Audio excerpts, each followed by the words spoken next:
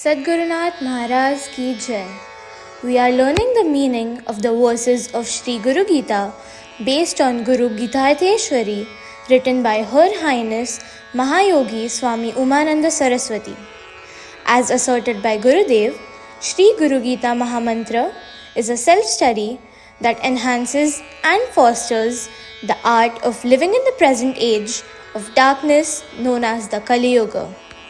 Today, we are going to learn Shlok number 82. यस्मात् परतरं नास्ति नेति नेतीति वै श्रुतिः मनसा वचसा चैव नित्यमाराधयेद्गुरुम्. Continually serve the Guru with mind and speech. There is nothing greater than he.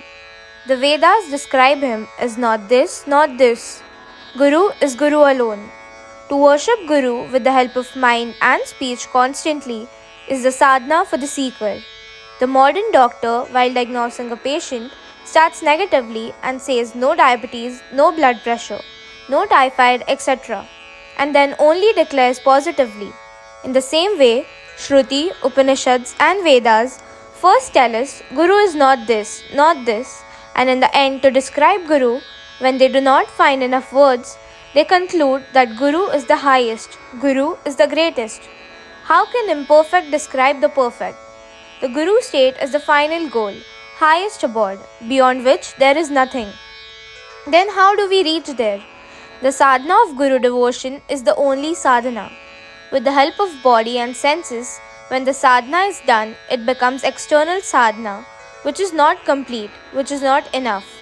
With the help of mind and speech, also it must be done internally. That is what this stanza is emphasizing. The power of speech includes all the 5 sense organs.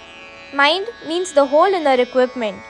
To avoid superfluous Guru Bhakti, it must be done with the mind. When the mind is full of Guru thought, the dreams also are about Guru. In and through dream, Guru can be seen, and Guru's guidance also can be obtained. Such dreams are suggestive. Mantra, initiation, blessings can be imparted through dream.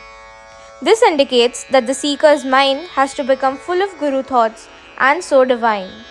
The divine power, Chiti, in the seeker takes form of the Guru and helps him through dreams.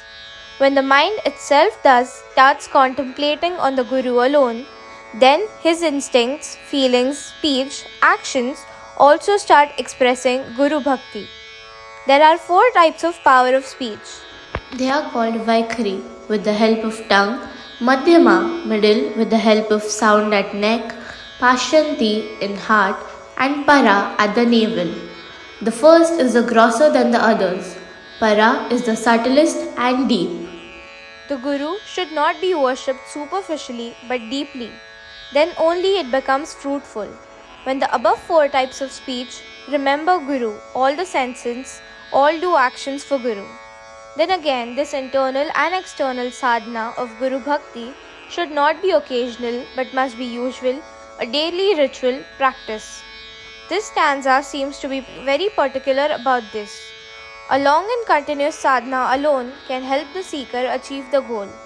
The break in the sadhana will not be fruitful.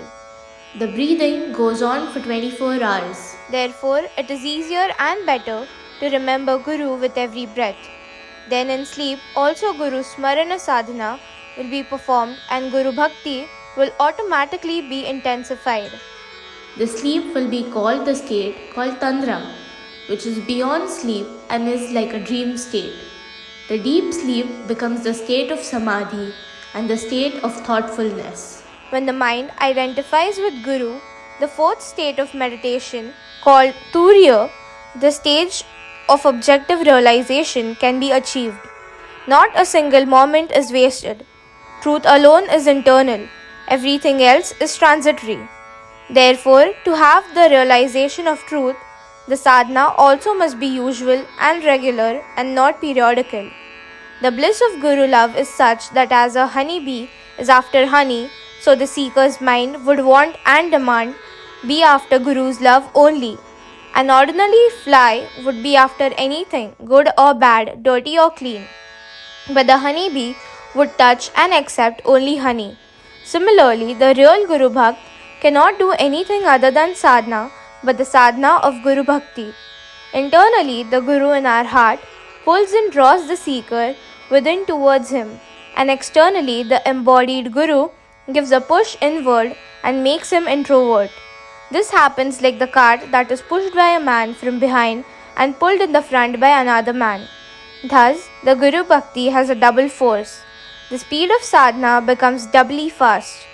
Once the mind is convinced of the truth and there is nothing greater than Guru, all other sadhanas are dropped automatically and Guru is worshipped fully, externally as well as internally, with the help of body, mind, and speech, and by all means, always and forever.